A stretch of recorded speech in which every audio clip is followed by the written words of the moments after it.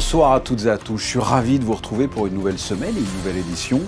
Nous sommes le lundi 19 janvier, soyez les bienvenus sur Monaco Info. Voici les titres qui seront développés. Le chapiteau de Fontvieille accueille en ce moment le 48e Festival international du cirque de Monte-Carlo. Et bien ce dimanche, le palmarès a été proclamé, le détail dans ce journal. Nous recevrons le maire de Monaco qui a présenté ses vœux à la presse, l'occasion de voir avec Georges Marsan le bilan de l'année écoulée et les perspectives d'avenir. La piscine Saint-Charles, gérée par la mairie, vient de rouvrir ses portes au public ce matin. Grosse actualité demain en matière de compétitions européennes entre l'ASM-FC qui se déplace pour affronter le Real Madrid et la Roca Team qui reçoit l'Étoile Rouge de Belgrade. Le 56e Forum économique mondial s'est ouvert aujourd'hui à Davos avec une délégation monégasque. Nous vous proposerons dans quelques instants d'en savoir plus sur les enjeux de ce forum. Et enfin, dans le domaine culturel, l'avant-première d'un film consacré au basket en présence des comédiens et un retour sur le concert de l'Orchestre Philharmonique de Monte-Carlo avec le pianiste turc Fazil Say.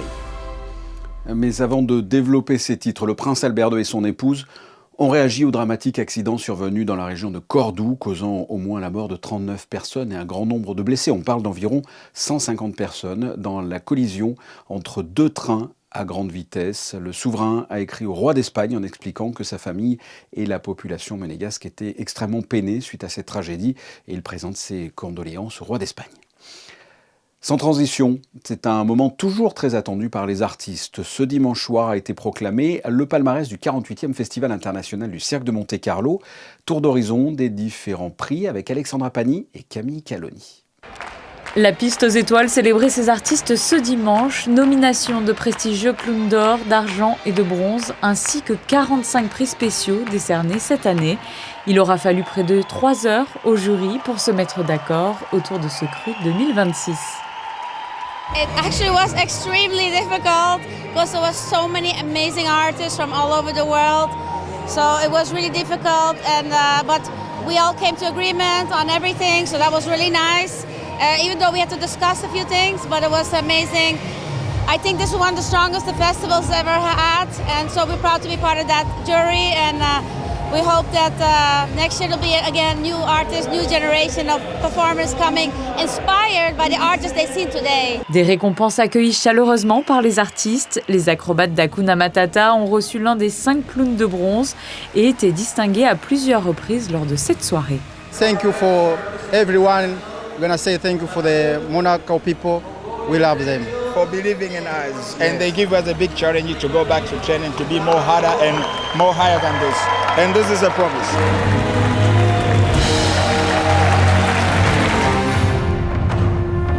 New Generation, le festival des jeunes talents, partage dorénavant la même piste que le festival international. Les jeunes artistes se produisent en même temps que leurs aînés. Et une fois n'est pas coutume, un clown d'or a été exceptionnellement remis aux jeunes acrobates de la troupe de Swinging pour leur impressionnante prestation.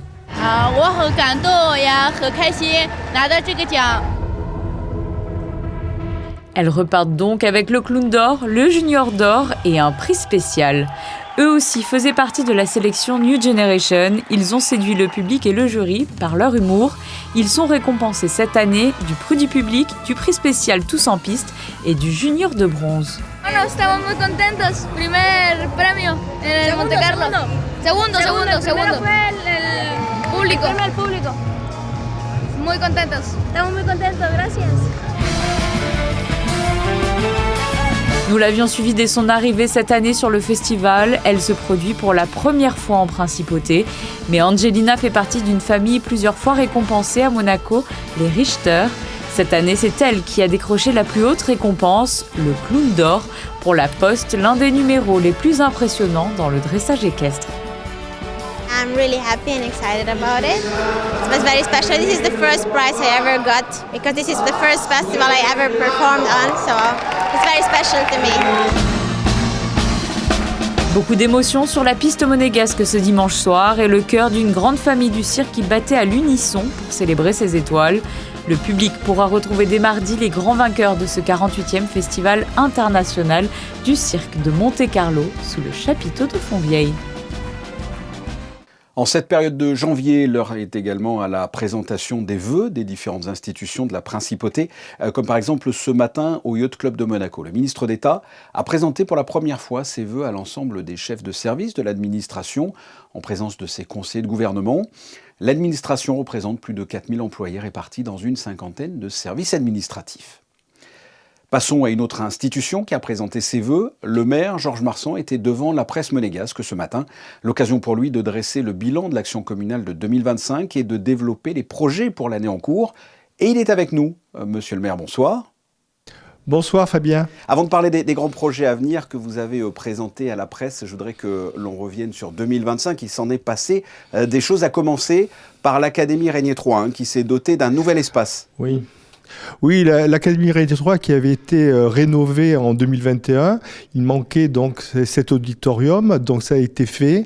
Donc on a un auditorium de 70 places moderne, plus une salle électroacoustique. Donc aujourd'hui, on bénéficie d'un outil pour nos élèves, nos enfants, même nos adultes, qui est exceptionnel à Monaco. Alors toujours dans le domaine de la culture, il y a bien sûr très récemment l'ouverture de la nouvelle médiathèque Caroline. C'est un projet qui a été initié il y a une quinzaine d'années, donc ça a vu le jour en 2025. C'est un projet important, c'est la culture pour tous.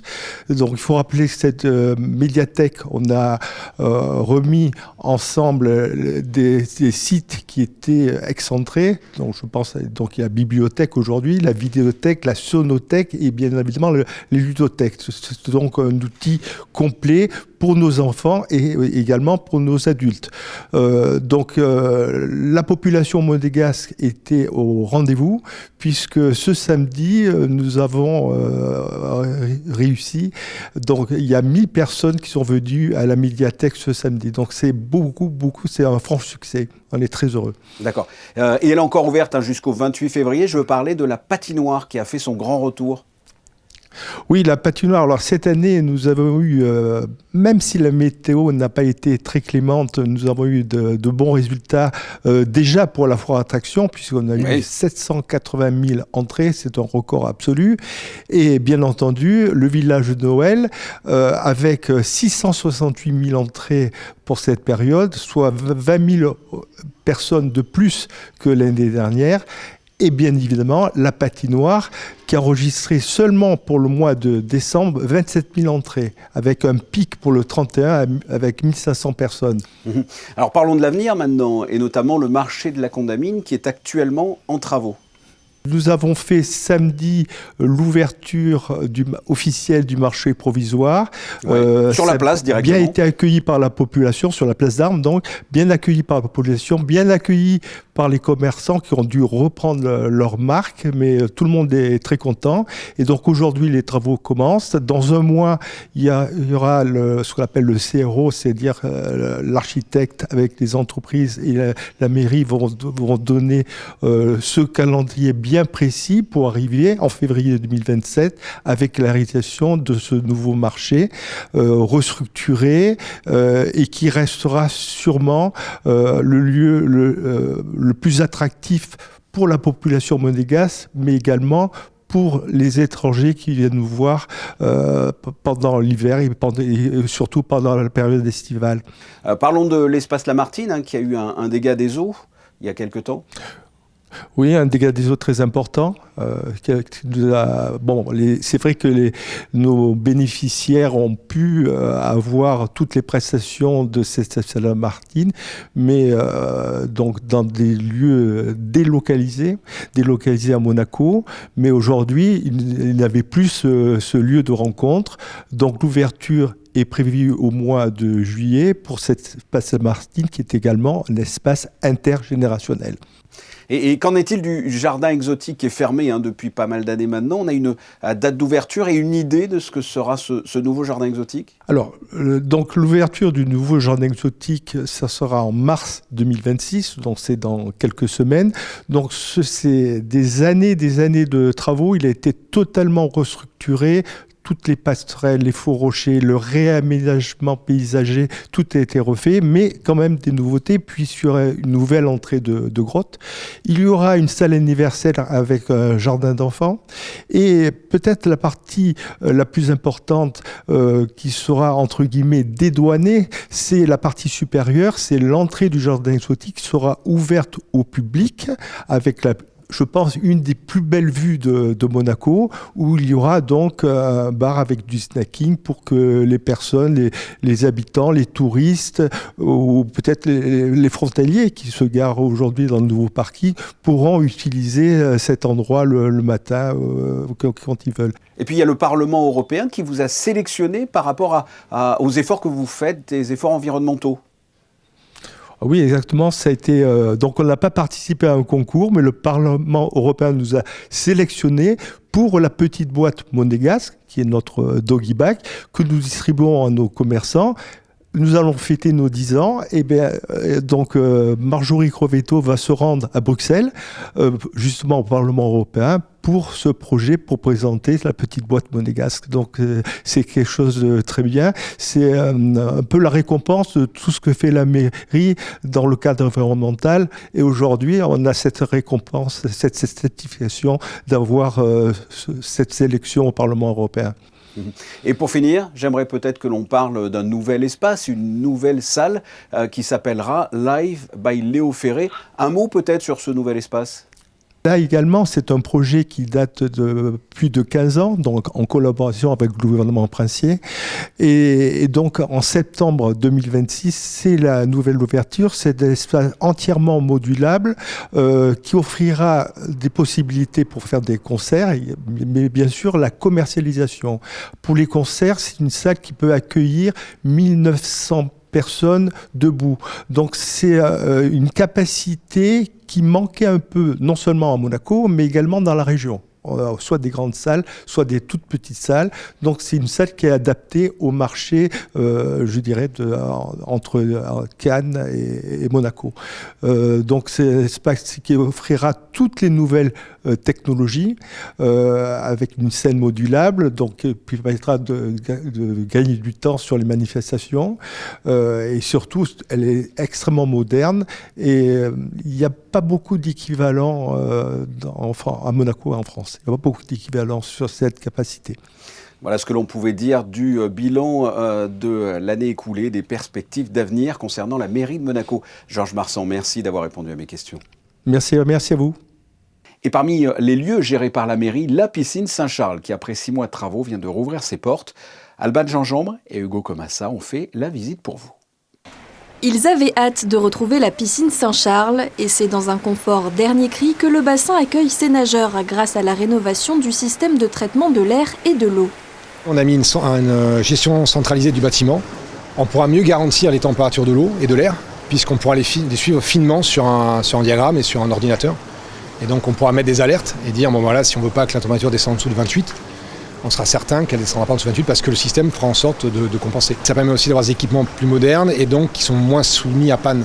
Avec cette nouvelle technologie, le bâtiment économise plus de 40 tonnes d'équivalent CO2 par an. Avantage supplémentaire pour cette piscine qui présente une offre variée. C'est une petite piscine qui est très familiale, donc on a vraiment notre clientèle familiale de quartier qui vient soit pour les cours ou soit pour une natation libre.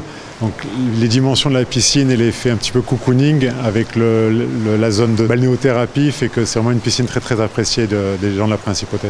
Ces travaux s'accompagnent d'une légère hausse de prix pour l'entrée simple qui passe à 5 €. On ouvre une page sport et on commence par du foot. Monaco, qui est dans une mauvaise passe, se déplace mardi sur la pelouse du Real Madrid pour la 7e journée de Ligue des Champions. Le club espagnol est actuellement 7e et donc dans les 8 directement qualifiés pour les 8e de finale. Et Monaco 19e, qualifié pour le moment pour les tours de barrage. Émilie, vous êtes sur place, c'est donc un match très important pour les deux équipes. C'est une affiche qui doit rappeler de très bons souvenirs aux supporters de l'AS Monaco et ce fameux 6 avril 2004 au Stade Louis II. Le club de la Principauté, entraîné à ce moment-là par Didier Deschamps, renversait le grand Real Madrid 3-1 et se qualifiait pour les demi-finales de la compétition. Aujourd'hui, Le scénario est tout autre. L'AS Monaco est à la peine en championnat et court après un succès en Ligue des Champions. Les joueurs de Sébastien Pocognoli sont 19e avec 9 points. Ils sont encore en course pour les barrages, mais restent sous pression car c'est le Real Madrid qui les attend à Santiago Bernabéu. La pression, je la prends. Il n'y a absolument aucun problème avec ça. C'est mon job de coach de l'assumer et je suis là pour ça, pour aussi faire cette protection pour mes joueurs, pour qu'ils jouent libérés demain. Je n'aime pas faire un parallèle avec la compétition et la Coupe d'Europe, car notre dynamique est totalement à l'opposé, où on est plutôt avec une belle figure en Coupe d'Europe et à la peine en championnat. On peut refaire l'historique de pourquoi on a cette inconstance au lendemain européen depuis mon arrivée. Mais voilà, séparons le sujet demain, mais la pression, je la prends avec grand plaisir. Le Real Madrid, deuxième de la Liga, vient tout juste de changer d'entraîneur. Il s'est incliné face au Barça en Supercoupe d'Espagne et est éliminé de la Coupe du Roi. Tout cela en seulement une semaine. Malgré leur victoire en championnat face à Levante samedi, les Galactiques se sont fait huer au Bernabéu, fait similaire vendredi au Stade Louis II, après la défaite face à Lorient où les supporters monégasques continuent de réclamer la démission de la direction. Ce match de Ligue des Champions est donc capital pour les deux équipes. Le Real Madrid est un grand club où il y a une pression constante au quotidien. Et je pense qu'on va devoir surtout nous être à un très bon niveau pour parler de faire douter l'adversaire. Donc voilà. Pour nous c'est pareil. Est-ce que c'est le bon moment ou pas le bon moment? On a montré dans des grands matchs qu'on est présent au moment où on ne nous attend pas et dans des moments plus abordables vu le calendrier où on n'est pas là pour diverses raisons qu'on a déjà parlé, mais dans le football, il n'y a pas une vérité exacte par rapport au moment où on rencontre un adversaire, je pense. L'AS Monaco souhaite plus que tout inverser la tendance. Cela devra se montrer sur le terrain mardi soir. À cette occasion, le club de la Principauté retrouvera deux anciens de la maison rouge et blanche, Kylian Mbappé et Aurélien Tchouaméni. En basket, tout va bien pour la Roca Team qui vient d'enchaîner 11 victoires consécutives, toutes compétitions confondues. Les Monégasques vont tenter d'étendre cette série avec la réception de l'Étoile Rouge de Belgrade à Gaston Médecin, mardi soir, en Euroleague. Écoutez l'entraîneur Vasilis Panoulis et l'arrière Nemanja Nedovic. Avant ce match, ils sont au micro de Frédéric Elion. I hear all the time about big games, but every week is big game, you know. So now we are in second round, and every game is important. As you see, the standings is 1-2 wins. We make 6 in a row wins, like you say, in the EuroLeague, and still we are 1-2 wins ahead. Red Star is a very physical team. They play now for their life. It's a team with a huge roster, very good budget. Definitely more than ours, and they have more players than ours. They are a very good team, but also I believe a lot in my team, in my system and in my players, and we have to be ready about this game. We became selfless. I think we understand what it takes to win in this competition.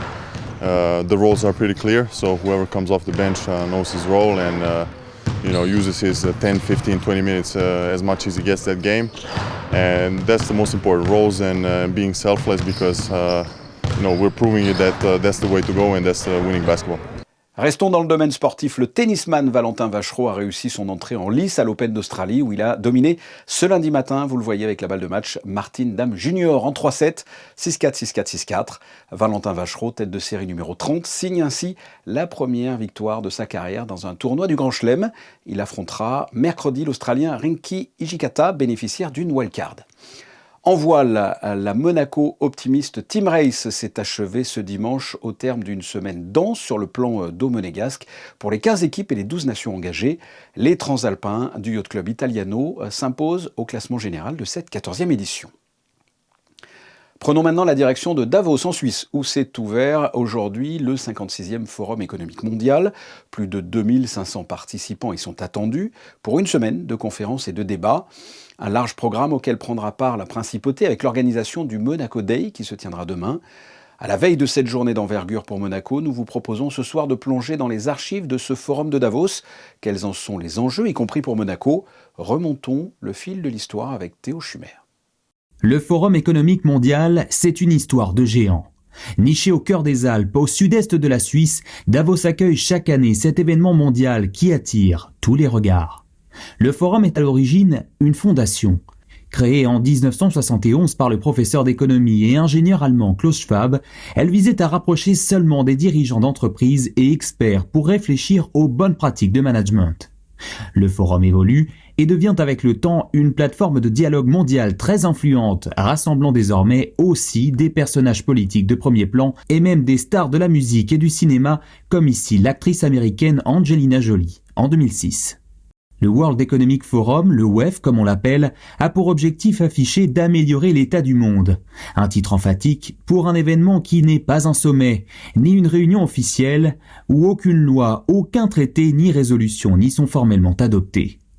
Davos est avant tout un espace de dialogue et de coopération qui vise à attirer l'attention sur des questions stratégiques en matière de développement et d'innovations économiques, sociales et environnementales.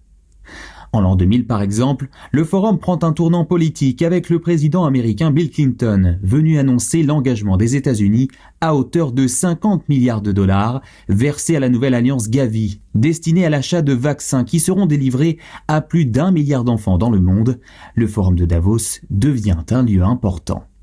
Mais Davos est aussi une vitrine pour les grandes puissances économiques de la planète et les acteurs du pouvoir en quête de reconnaissance sur la scène internationale. Avec son lot de personnalités et de déclarations controversées, le Forum économique mondial passe pour un club fermé, un rendez-vous seulement sur invitation réservé aux élites mondiales où le tarif d'entrée dépasse pour les autres les 60 000 € et plus de 100 000 € pour assister à toutes les séquences du forum. C'est la raison pour laquelle presque chaque année, des altermondialistes et autres militants comme ceux de l'ONG Greenpeace s'élèvent contre l'événement. Pas plus tard qu'hier, des militants anti-Trump bloquaient le trafic vers la ville, les protestataires de Davos accusant ses participants de greenwashing ou lui reprochent de prôner un capitalisme vertueux sans action concrète. Et Monaco dans tout ça. C'est bien en 2025 que pour la première fois, Monaco donne un ancrage solide à ses priorités diplomatiques et à sa vision de l'économie durable en lançant la première édition du Monaco Day, le jour de Monaco, dans une Monaco House. Un espace qui promeut au passage l'attractivité, l'innovation et la durabilité du pays autour de conférences proposées par des intervenants influents. En 2026, le Monaco Day sera de retour avec pour thème la puissance de la neutralité constructive, une neutralité diplomatique en faveur de l'innovation durable. Cette journée spéciale Monaco sera organisée en marge du grand meeting du Forum qui est assurément marqué cette année par un climat commercial et géopolitique sous haute tension, à l'heure où la guerre fait encore rage aux portes de l'Europe et où l'Occident est secoué par les menaces de surtaxes douanières des États-Unis et ses velléités géostratégiques autour du Groenland. Avec la venue confirmée de 64 chefs d'État et de gouvernement, dont le président américain et d'autres figures majeures de l'économie mondiale, ce 56e forum de Davos, dont le dispositif de sécurité sera sans précédent, s'annonce déjà comme historique. Le cinéma des Beaux-Arts accueillait hier l'équipe du film Le Rêve américain pour une avant-première événement. Raphaël Quenard et Jean-Pascal Zadi jouent deux agents sportifs parmi les plus influents du monde du basket. La balle orange est devenue incontournable à Monaco et forcément, ce film a un écho particulier en principauté. Reportage de Yannick Debever et Camille Caloni. Le Rêve américain, c'est l'histoire de Bouna Ndiaye et Jérémy Medjana, deux amis devenus des agents incontournables dans le basket de haut niveau.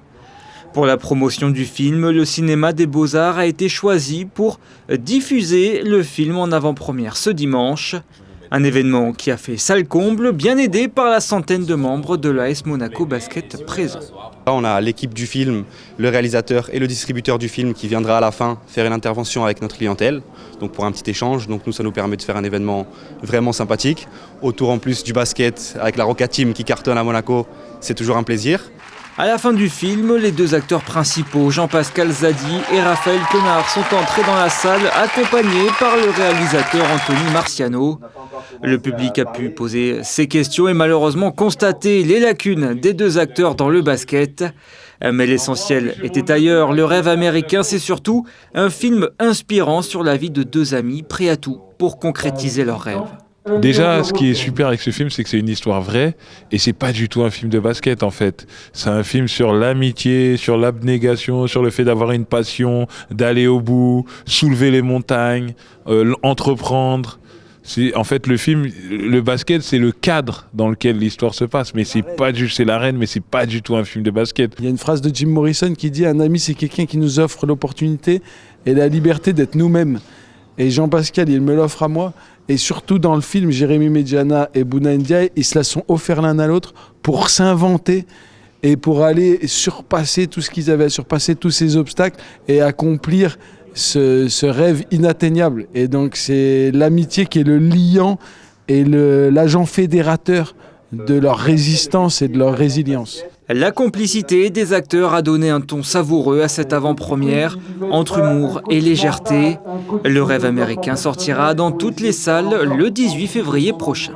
Salle comble à l'Auditorium Régnier 3 pour le concert de l'Orchestre Philharmonique de Monte-Carlo, dimanche en fin d'après-midi, avec en invité l'atypique pianiste et compositeur turc Fazil Say. Reportage de José Sacré et Camille Caloni.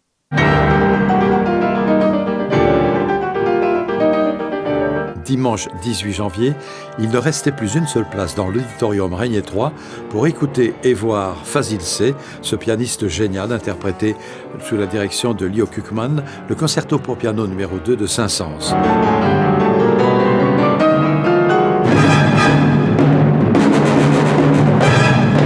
Mais la surprise du jour, c'était une magnifique évocation de l'un des emblèmes d'Istanbul et de la route de la soie, le Grand Bazar, une œuvre composée par Fazil Say.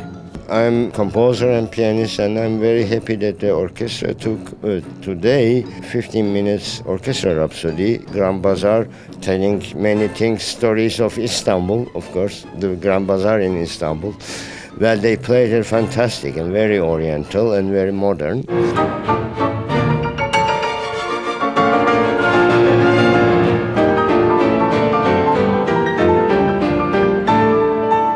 And then, as you say, the famous concerto of Saint-Saëns has also effects of Orientalism a little bit. It has a good connection between my music and Saint-Saëns music, and the orchestra and the great conductor Leo did a great job.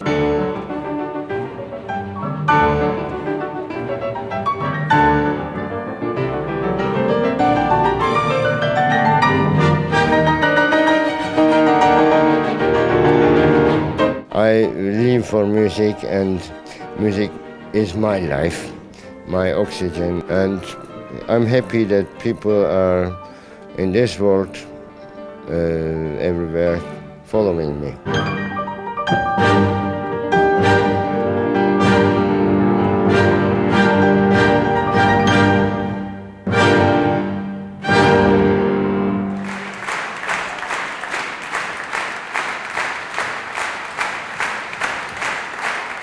Vous venez de le voir en vidéo, le concert de l'Orchestre Philharmonique de Monte-Carlo qui a été donné ce dimanche en fin d'après-midi à l'Auditorium Régnier 3.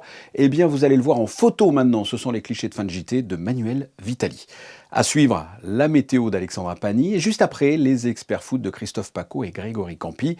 Ils reviendront sur la mauvaise série de l'ASM-FC avec 7 défaites sur les 8 derniers matchs de championnat avant de rencontrer demain le Real Madrid en Champions League.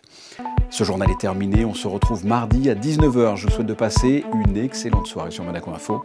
À demain.